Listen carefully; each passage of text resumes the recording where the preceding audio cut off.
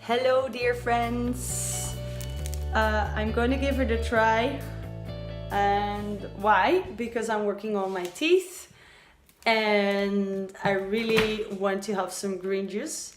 Spinach I'm kind of done with, and all the herbs, they're good, but they don't taste that good in your smoothie or your juice. So I'm going for the celery sticks. I've been eating them as well. Here we go.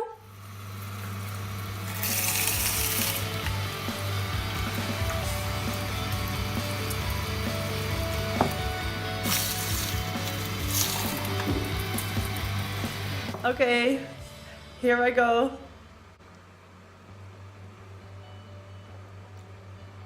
Oh, it's actually quite yummy. But we want to drink this really slow because it really has to digest.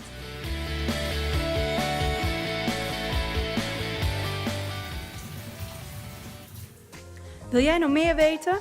Kijk dan even op healthybywendy.com en ga naar Facebook, klik op like, je ziet de video's dan als eerste.